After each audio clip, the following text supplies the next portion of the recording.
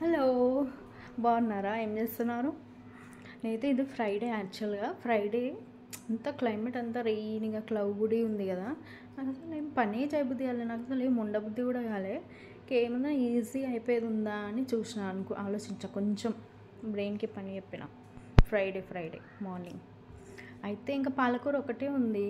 అది అంటే దాన్ని అటు కర్రీ చేయలేము, దేంట్లో యాడ్ చేయలేము కదా, ఒక్కటే సరిపోదు కదా.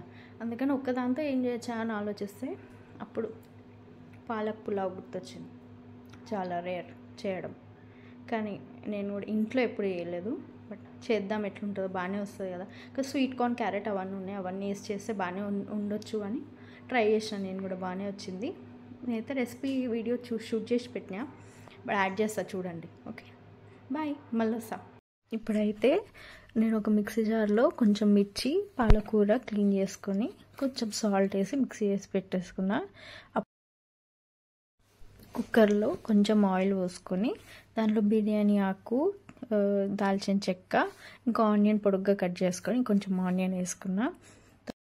ఇంకా క్యారెట్ పొడుగ్గా కట్ చేసుకొని క్యారెట్ కూడా యాడ్ చేసుకున్నా. తర్వాత కొంచెం పసుపు, ఇంకొంచెం జింజర్ గార్లిక్ పేస్ట్ యాడ్ చేశాను అనమాట. దాని అంతా నీట్గా కలుపుకున్న తర్వాత స్వీట్ కార్న్ కూడా వేసాను కాబట్టి స్వీట్ కార్న్ తీసి క్లీన్ చేసుకొని స్వీట్ కార్న్ కూడా యాడ్ చేశాను.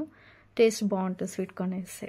దాని తర్వాత మనం పేస్ట్ చేసుకున్నాం కదా ముందు, పాలకూర, పచ్చిమిర్చి, ఇంకా కొంచెం సాల్ట్ వేసుకొని అదంతా దీంట్లో వేసుకున్న తర్వాత నీట్గా కలుపుకొని రైస్ కూడా వేసేసానమాట. నేనైతే 2 కప్స్ రైస్ వేసుకున్నా. దానికి సరిపడా వాటర్ కూడా పోసి ఇంకా విజిల్ పెట్టేయడమే. కాకపోతే సాల్ట్ వేయడం మర్చిపోద్దు, మనం ఆల్రెడీ పేస్ట్లో కొంచెం వేసాం కాబట్టి దానికి సరిపడా ఇంకా రైస్లోకి ఎంత పడుతుందో అంత వేసుకొని ఒకసారి టేస్ట్ చూసి విజిల్ రానిస్తే బెటర్. మళ్ళీ బిస్కెట్ అయిపోతుంది మనం లాస్ట్లో సాల్ట్ సరిపోతే.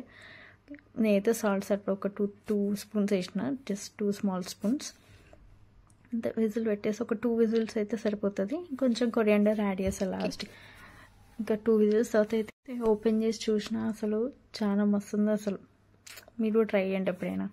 చూసినారా, బాగా వచ్చిందా?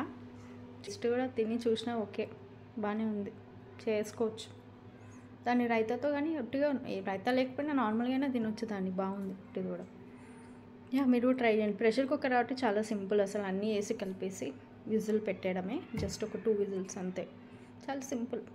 ఓకే, మీరు ఏమైనా ట్రై చేస్తే నాకు కమెంట్ సెక్షన్లో కమెంట్ చేయండి. నా ఛానల్కి సబ్స్క్రైబ్ చేయండి. టాటా.